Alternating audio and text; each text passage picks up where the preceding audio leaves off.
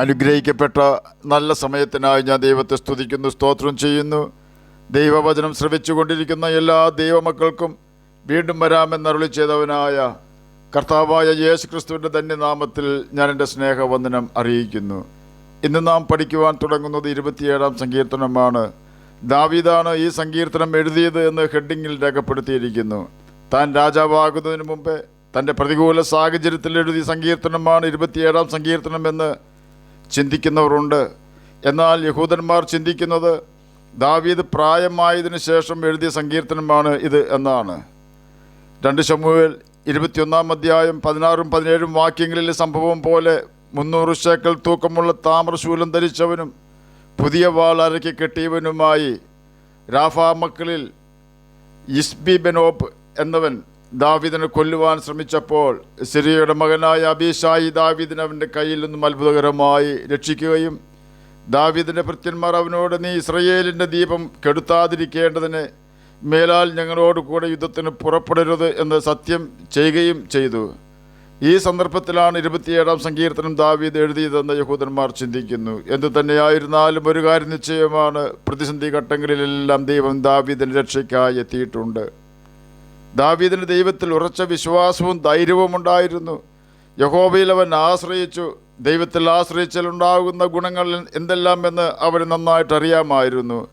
ദൈവത്തോടുകൂടെ ജീവിക്കുവാനും അവൻ്റെ കൃപയും കരുണയും പ്രാപിക്കുവാനുമായിരുന്നു ദാവീദിൻ്റെ ഹൃദയവാഞ്ച. ദാവീദിൻ്റെ ദൈവത്തിലെ ആശ്രയവും ധൈര്യവും മൂലം മറ്റനേകരിലേക്ക് ദൈവിക പ്രത്യാശ പകരപ്പെടുന്നുണ്ട്. 27-ാം സങ്കീർത്തനം 1-ാം വാക്യത്തിൽ ദാവീദ് യഹോവ എൻ്റെ വെളിച്ചം എന്നാണ് പറയുന്നത്. ദാവീദിൻ്റെ ജനങ്ങൾ 2 ശമൂവേൽ 21-ാം അധ്യായം 17-ാം വാക്യത്തിൽ ദാവീദിനെ വിളിക്കുന്നത് ഇസ്രയേലിൻ്റെ വെളിച്ചം എന്നാണ്.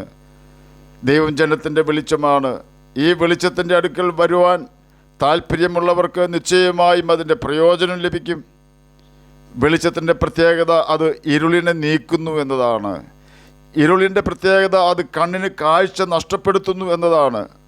ഒന്നും ശരിയായി കാണുവാൻ, മനസ്സിലാക്കുവാൻ, അനർത്ഥമോ ഇടർച്ചകളോ നാം യാത്ര ചെയ്യുന്ന പാതയിൽ ഒളിച്ചിരിക്കുന്നുണ്ടോ എന്ന് മനസ്സിലാക്കുവാൻ കഴിയാത്ത വിധം ഇരുൾ നമ്മുടെ കാഴ്ച മറയ്ക്കുന്നു. എന്നാൽ വെളിച്ചമുണ്ടെങ്കിൽ ഇടർച്ചകൾ എത്രയുണ്ടെങ്കിലും കുഴികളും കെണികളും ഉണ്ടെങ്കിൽ അതും വെളിച്ചം നമുക്ക് കാട്ടിത്തരും. അതുപോലെ തന്നെ തെറ്റ് ഏതാണെന്നും ശരി ഏതാണെന്നും ഏത് വഴിക്ക് പോയാൽ സമാധാനത്തോടെ ലക്ഷ്യത്തിലെത്താം എന്നും തിരിച്ചറിയാതെ വണ്ണം സാത്താൻ നമ്മെ തപ്പി നടക്കുമാറാക്കുമ്പോൾ കൃത്യമായ ആലോചന പറഞ്ഞു തന്ന് അരുതാത്ത വഴിയിലേക്കോ നാശം വരുന്ന സാഹചര്യങ്ങളിലേക്കോ പോകാതെ വണ്ണം ദൈവം നമ്മുടെ ഹൃദയ കണ്ണുകൾ പ്രകാശിപ്പിച്ച് തിരിച്ചറിയുവാനുള്ള കൃപ തരുന്നു. പാപം നമ്മെ സാത്താൻ്റെ സന്തതികളാക്കി മാറ്റുമ്പോൾ നമ്മെ കൺട്രോൾ ചെയ്യുവാൻ അവന് അധികാരം ലഭിക്കുന്നു. എന്നാൽ നാം ദൈവത്തെ അനുസരിച്ച് ജീവിച്ചാൽ യേശു നല്ല വഴികാട്ടിയായി നമ്മോട് കൂടെ വസിക്കുകയും നാശത്തിൽ വീഴാതെ നമ്മുടെ കാലടികൾ നിയന്ത്രിക്കുകയും ചെയ്യുന്നു. പാറക്കൂട്ടങ്ങൾ കൊണ്ട് നിറഞ്ഞ ഒരു തീരത്തിലായിരുന്നു മനോഹരമായ ആ തുറമുഖം പണിയപ്പെട്ടിരുന്നത്. ആ തുറമുഖത്ത് കപ്പലുകൾ വരികയും പോവുകയും ചെയ്തിരുന്നത് കപ്പിത്താന്മാർക്ക് വർഷങ്ങളായി അറിയാമായിരുന്ന വളരെ പരിചയസമ്പന്നനായ ഒരു വ്യക്തി ഓടിച്ചിരുന്ന ഒരു ചെറിയ ബോട്ടിനാൽ വഴി കാട്ടപ്പെട്ടായിരുന്നു. ഒരിക്കൽ അവിടെ വന്ന ഒരു സന്ദർശകൻ ബോട്ട് ഡ്രൈവറോട് ചോദിച്ചു, ഈ തുറമുഖവുമായി നിങ്ങൾക്ക് വേണ്ടത്ര പരിചയമുള്ളത് കൊണ്ട് ഓരോ പാറക്കൂട്ടങ്ങളെയും വെട്ടിച്ച് ഓടിക്കുവാൻ തക്കവണ്ണം അവ ഓരോന്നിനെയും കുറിച്ച് താങ്കൾക്ക് വേണ്ടത്ര അറിവ് കാണുമായിരിക്കും അല്ലേ? എന്നാൽ ആ മനുഷ്യനെ അത്ഭുതപ്പെടുത്തിക്കൊണ്ട് പ്രായം ചെന്ന ബോട്ട് ഡ്രൈവർ പറഞ്ഞു, ഇല്ല സാർ, എനിക്ക് പാറകൾ എവിടെയാണെന്ന് അറിയില്ല. എന്നാൽ കപ്പലുകൾക്ക് സുരക്ഷിതമായി സഞ്ചരിക്കുവാൻ കഴിയുന്ന സമുദ്രത്തിലെ ആഴമുള്ള ഭാഗങ്ങൾ എനിക്കറിയാം.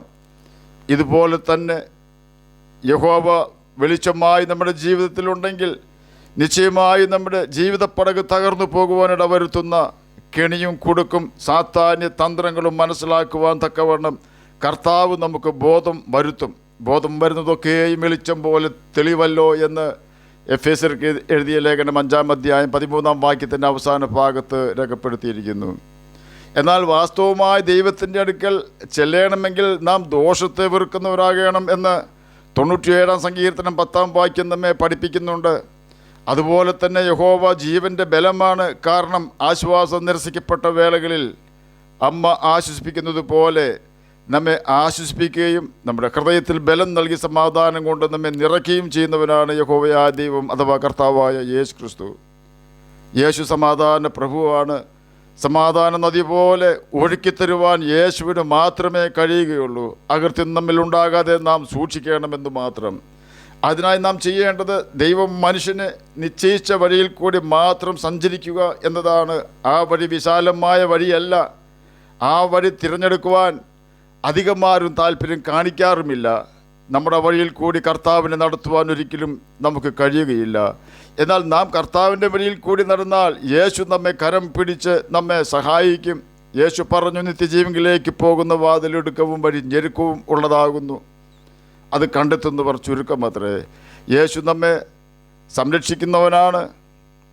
ആരോഗ്യമുള്ളപ്പോൾ മാത്രമല്ല, വാർദ്ധക്യത്തിലും അവൻ നമ്മെ പരിപാലിക്കും. 27-ാം സങ്കീർത്തനം 11-ാം വാക്യത്തിൽ യഹോവേ നിൻ്റെ വഴി എന്നെ കാണിക്കണമേ എന്ന് രേഖപ്പെടുത്തിയിരിക്കുന്നു. Teach me your way O lord എന്നാണ് ഇംഗ്ലീഷിൽ രേഖപ്പെടുത്തിയിരിക്കുന്നത്. പുറപ്പാട് പുസ്തകം 33-ാം അധ്യായം 13-ാം വാക്യത്തിൽ മോശ കർത്താവിനോട് നിൻ്റെ വഴി പഠിപ്പിക്കണമേ എന്നാണ് പ്രാർത്ഥിക്കുന്നത്. അതുപോലെ തന്നെ 25-ാം സങ്കീർത്തനം 4-ാം വാക്യത്തിൽ show me your way O lord എന്ന് രേഖപ്പെടുത്തിയിരിക്കുന്നു. എന്തുകൊണ്ടാണ് മോശയും ദാവീദും ദൈവത്തിൻ്റെ വഴി പഠിപ്പിക്കണമെന്ന് പ്രാർത്ഥിച്ചത് എന്ന് ചോദിച്ചാൽ അതിനുത്തരം 18-ാം സങ്കീർത്തനം 30-ാം വാക്യത്തിൽ ദാവീദ് രേഖപ്പെടുത്തിയിരിക്കുന്ന ഇപ്രകാരമാണ്: യഹോവയുടെ വഴി തികവുള്ളതാണ്. തികവുള്ളത് എന്ന് പറഞ്ഞാൽ പെർഫെക്റ്റ് വഴിയാണ് യഹോവയുടെ വഴി എന്ന് സാരം. കുറ്റമില്ലാത്ത വഴിയാണ് യഹോവയുടെ വഴി എന്ന് നാം മനസ്സിലാക്കണം. കാരണം ആ വഴി ദൈവം ഇഷ്ടപ്പെടുന്ന വഴിയാണ്. ഇവിടെ വഴി എന്ന വാക്കുകൊണ്ട് ഉദ്ദേശിക്കുന്നത് ലൈഫ് സ്റ്റൈൽ എന്നാണ്. ജീവിക്കേണ്ട വിധം, ജീവിത രീതി എന്നെല്ലാം അതിനർത്ഥമുണ്ട്. ദൈവം ഇഷ്ടപ്പെടുന്ന ജീവിത രീതി ബൈബിൾ പഠിപ്പിക്കുന്നുണ്ട്. അത് 10 കൽപ്പനയിൽ ദൈവം വെളിപ്പെടുത്തിയിരിക്കുന്നു.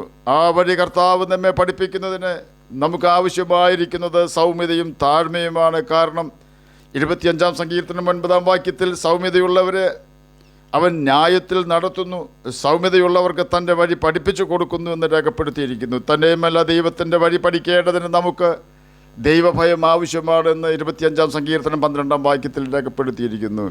അതിപ്രകാരമാണ് യഹോവ ഭക്തനായ പുരുഷൻ അവൻ തിരഞ്ഞെടുക്കേണ്ടുന്ന വഴി താൻ അവന് കാണിച്ചു കൊടുക്കും. ഇവിടെ യഹോവ ഭക്തൻ എന്നതിന് ഇംഗ്ലീഷ് ബൈബിളിൽ ദൈവഭയമുള്ളവൻ എന്നാണ് രേഖപ്പെടുത്തിയിരിക്കുന്നത്. യഹോവയുടെ വഴി തികവുള്ളത് ആണ്. തന്നെയുമല്ല, ദൈവത്തിൻ്റെ സംരക്ഷണം ഉള്ള വഴിയാണ് യഹോവയുടെ വഴി. ദുഷ്ടന്മാരുടെ വഴി നാശകരമാണ്. നല്ല സുഖമാണ് എന്ന് ദുഷ്ടന്മാർ തങ്ങളുടെ വഴിയിൽ നിന്നുകൊണ്ട് പറയാറുണ്ട്. എന്നാൽ അവരുടെ ജീവയാത്ര കീഴോട്ടാണെന്നതിന് സംശയമില്ല. കോടിക്കണക്കിന് രൂപയുടെ സ്വർണവും വെള്ളിയും ബിലയാമിന് ലഭിച്ചു. ഇസ്രായേൽ മക്കളെ കൊണ്ട് പാപം ചെയ്യിക്കുവാൻ മോവാബ് രാജാവായ ബാലാക്കിനെ ബുദ്ധിയുപദേശം കൊടുത്തതിൻ്റെ പാരിതോഷികമായിരുന്നു അത്. ഇസ്രായേൽ മക്കളിൽ ആയിരക്കണക്കിന് ആളുകൾ മരിച്ചുപോയി. ബിലയാമിന് ചാക്കുകണക്കിന് നന്മകൾ ലഭിക്കുകയും ചെയ്തു. എന്നാൽ അത് കണ്ടുകൊണ്ട് ബിലയാമിന് അല്പം ദിവസമേ ജീവിക്കുവാൻ കഴിഞ്ഞുള്ളൂ. ദൈവത്തിൻ്റെ വഴി ദൈവം ബിലയാമിനെ പഠിപ്പിച്ചു. നീ ഇസ്രായേലിനെ ശപിക്കരുത്, കാരണം നീ അവരെ ശപിച്ചാൽ നീ ശപിക്കപ്പെട്ടു പോകും. അവർ എൻ്റെ ജനമാണ്. എന്നാൽ ബിലയാമിന് സൗമ്യതയുണ്ടായിരുന്നില്ല. അവൻ ദ്രവ്യാഗ്രഹിയായിരുന്നു. പണത്തിനു വേണ്ടി എന്തു പാപവും മടിയില്ലാതെ ചെയ്യുന്ന വ്യക്തികൾ ബിലയാമിൻ്റെ ഉപദേശം പിടിച്ചുകൊള്ളുന്നവരാണ് എന്ന് നാം മനസ്സിലാക്കണം. ദൈവത്തിൻ്റെ വഴി ബിലയാം അറിഞ്ഞുവെങ്കിലും അവൻ തൻ്റെ സ്വന്തം വഴിയിൽ കൂടി തനിക്ക് ബോധിച്ച വണ്ണം നടന്നതിനാൽ ഇസ്രായേൽ മക്കളുടെ വാളിന് അവൻ ഇരയായി തീർന്നു. എന്നെ കേൾക്കുന്ന പ്രിയ ദൈവമകനെ, ദൈവമകളെ, എത്രയെല്ലാം പ്രതിസന്ധിയിലൂടെ നാം കടന്നു പോകേണ്ടി വന്നാലും ദൈവം ഇഷ്ടപ്പെടാത്ത വഴിയിലേക്ക് നമ്മുടെ കാലടികൾ തെറ്റിച്ചെല്ലരുത്.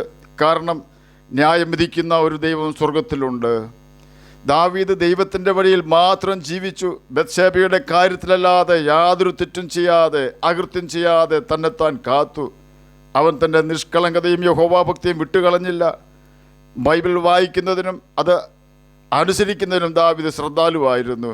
അതുകൊണ്ട് തന്നെ യോശുവ 1-ാം അധ്യായം 5-ാം വാക്യത്തിൽ രേഖപ്പെടുത്തിയിരിക്കുന്നത് പോലെ ദാവീദിൻ്റെ ജീവകാലത്ത് ഒരു സിംഹത്തിനും ഒരു കരടിക്കും ഗോലിയാത്തിനും അബ്ശലോമിനും അഹിതോഫെലിനും ശത്രുരാജ്യങ്ങളിലെ ഒരു രാജാവിനും ഒരിക്കലും ദാവീദിൻ്റെ മുൻപിൽ നിവർന്നു നിൽക്കുവാൻ കഴിഞ്ഞില്ല. എന്നെ കേൾക്കുന്ന പ്രിയ ദൈവമകനെ, ദൈവമകളെ, ദാവീദ് കടന്നുപോയ പ്രതിസന്ധികൾ ആയിരിക്കുകയില്ല നാം നേരിടുന്നത്. ഓർക്കുക, നമ്മെ സഹായിക്കുവാൻ കഴിയാതെ വണ്ണം കർത്താവിൻ്റെ കരം ചെറുതായിട്ടില്ല. ഏത് പ്രതിസന്ധിയിലും ഓടി വന്ന് സഹായിക്കുന്നവനാണ് കർത്താവായ യേശു ക്രിസ്തു. അമേരിക്കൻ പ്രസിഡൻ്റായിരുന്ന എബ്രഹാം ലിങ്കനെ കണ്ട് സങ്കടം ബോധിപ്പിക്കുവാൻ വലിയൊരു കൂട്ടം സന്ദർശകർ എല്ലാ ദിവസവും ഉണ്ടാകാറുണ്ട്. അന്ന് യൂണിഫോമിൽ തന്നെ ഒരു പട്ടാള ഓഫീസറും പ്രസിഡന്റിനെ കാണുവാൻ എത്തിയിരുന്നു. എന്നാൽ പ്രസിഡന്റിൻ്റെ സെക്രട്ടറി സന്ദർശന സമയം കഴിഞ്ഞപ്പോൾ വന്ന് പറഞ്ഞു, സമയം കഴിഞ്ഞതിനാൽ എല്ലാവർക്കും മടങ്ങിപ്പോകാമെന്ന്. ഈ സമയത്ത് ഒരു കൊച്ചുകുട്ടി അവിടെ പ്രസിഡന്റിനെ കാണുവാൻ വന്ന പട്ടാള ഓഫീസറിൻ്റെ തിളങ്ങുന്ന സ്റ്റാറുകളിൽ ആകൃഷ്ടനായി വന്ന് അയാളോട് കുശലം പറയുകയാണ്. എന്തിനാണ് വന്നതെന്ന് കുഞ്ഞ് ചോദിച്ചതിന് മറുപടിയായി ഓഫീസർ പറഞ്ഞു, പ്രസിഡന്റിനെ കാണുവാനാണ്. എങ്കിലും ഇന്ന് കാണുവാൻ കഴിയുകയില്ല, സമയം തീർന്നു എന്ന് സെക്രട്ടറി അറിയിച്ചു എന്നും കൂടി കുഞ്ഞിനോട് പറഞ്ഞു. ആ കുട്ടി ഓഫീസറിനോട് പറഞ്ഞു, അത് സാരമില്ല, താങ്കൾക്ക് പ്രസിഡന്റിനെ കാണുവാൻ കഴിയും. കാരണം പ്രസിഡന്റ് എൻ്റെ പപ്പയാണ്. ഞാനിപ്പോൾ തന്നെ പപ്പയോട് പറയാം എന്ന് പറഞ്ഞ് ആ കുഞ്ഞ് അബ്രഹാം ലിങ്കൻ്റെ മുറിയിലേക്ക് ഓടിക്കയറി. ഈ സമയത്താണ് സെക്രട്ടറി വീണ്ടും വന്നത്. ഓഫീസർ മടങ്ങിപ്പോയില്ല എന്ന് കണ്ടപ്പോൾ ചോദിച്ചു, ഞാൻ പറഞ്ഞത് നിങ്ങൾക്ക് മനസ്സിലായില്ലേ? സമയം കഴിഞ്ഞതിനാൽ ഇനി നാളെ മാത്രമേ പ്രസിഡന്റിനെ കാണുവാൻ കഴിയൂ. ഉടനെ ഓഫീസർ പറഞ്ഞു, ഇവിടെ നിന്നിരുന്ന കുട്ടി എന്നോട് പറഞ്ഞു പ്രസിഡന്റിനെ കാണുവാൻ അവസരം തരപ്പെടുത്താമെന്ന്. അതുകൊണ്ടാണ് ഞാൻ വെയിറ്റ് ചെയ്തത്. സെക്രട്ടറി ചോദിച്ചു, നിങ്ങൾ ഉദ്ദേശിച്ചത് ഇവിടെ ഉണ്ടായിരുന്ന തോമസ് ലിങ്കൻ എന്ന കുഞ്ഞിനെയാണോ? അതെ എന്ന് മറുപടി കേട്ടപ്പോൾ സെക്രട്ടറി പറഞ്ഞത് ഇപ്രകാരമാണ്, എന്നാൽ നിങ്ങൾ വെയിറ്റ് ചെയ്യൂ, അത് പ്രസിഡന്റിൻ്റെ ഇളയ കുഞ്ഞാണ്. അവൻ പറഞ്ഞാൽ പ്രസിഡന്റ് കേൾക്കും. കാരണം പ്രസിഡന്റ് അവനെ അത്രയ്ക്കും ഇഷ്ടപ്പെടുന്നു. എന്നെ കേൾക്കുന്ന പ്രിയ ദൈവമകനെ, ദൈവമകളെ, ഭൂമിയിലെ ഒരു അപ്പൻ്റെയും മകൻ്റെയും കാര്യമാണ് നാം ഇപ്പോൾ കേട്ടത്. അങ്ങനെയെങ്കിൽ നമ്മെ സ്നേഹിച്ച് നമുക്ക് വേണ്ടി തന്നെ താൻ ഏൽപ്പിച്ചു കൊടുത്ത നമ്മുടെ കർത്താവായ യേശു ക്രിസ്തു നമ്മുടെ ആവശ്യങ്ങൾക്ക് എത്ര അധികം നമ്മോട് കരുണ കാണിക്കും. അതെ, നമ്മുടെ ആവശ്യങ്ങൾ അവൻ നിവർത്തിച്ച് തരിക തന്നെ ചെയ്യും. മുൻപേ നാം അവൻ്റെ മക്കൾ എന്ന പദവി നഷ്ടപ്പെടുന്നില്ല എന്ന് ഉറപ്പ് വരുത്തണം. നാം എങ്ങനെ ജീവിക്കണമെന്ന് ബൈബിളിൽ ദൈവം അറിയിച്ചിട്ടുണ്ടോ, അപ്രകാരമാണ് നാം ജീവിക്കുന്നതെന്ന് ഉറപ്പ് വരുത്തി ജീവിക്കണം. അങ്ങനെയായാൽ അവൻ്റെ കൽപ്പനകൾ അനുസരിച്ചുകൊണ്ട് നാം അവനെ പ്രസാദിപ്പിച്ചുകൊണ്ട് ജീവിച്ചാൽ നിശ്ചയമായും ഈ ഭൂമിയിൽ തന്നെ ജ്യോതിഷികളെപ്പോലെ തിളങ്ങുവാനും മരണശേഷം നിത്യജീവൻ അവകാശികളായി തീരുവാനും നമുക്ക് കഴിയും. അപ്രകാരം കർത്താവിനെ പ്രസാദിപ്പിച്ചുകൊണ്ട് ജീവിക്കുവാൻ കർത്താവ് നമ്മെ സഹായിക്കട്ടെ എന്ന് പ്രാർത്ഥിച്ചുകൊണ്ട് ഞാൻ എൻ്റെ വാക്കുകളിൽ നിന്ന് വിരമിക്കുന്നു. നമുക്ക് പ്രാർത്ഥിക്കാം. ഞങ്ങളെ സ്നേഹിക്കുന്ന സ്വർഗീയ പിതാവേ, നല്ല വചനത്തിനായി ഇങ്ങനെ സ്തുതിക്കുന്നു, സ്തോത്രം ചെയ്യുന്നു. എന്നെ കേൾക്കുന്ന ഏതെങ്കിലും പ്രിയപ്പെട്ടവർ സമാധാനമില്ലാതെ ആയിരിക്കുന്നെങ്കിൽ അങ്ങ് അവർക്ക് സമാധാനം കൊടുക്കണമേ. പഠിക്കുന്ന കുഞ്ഞുങ്ങൾക്ക് പഠിക്കുവാനുള്ള ബുദ്ധിയും ജ്ഞാനവും ഓർമ്മശക്തിയും കൊടുക്കണമേ. സ്വന്തമായി വീടില്ലാത്തവർക്ക് സ്ഥലവും വീടും കൊടുക്കണമേ. പ്രാർത്ഥന കേട്ടതിനായി സ്തോത്രം, യേശുവിൻ്റെ നാമത്തിൽ തന്നെ ആമേൻ. കർത്താവ് എല്ലാവരെയും അനുഗ്രഹിക്കട്ടെ. സ്തോത്രം.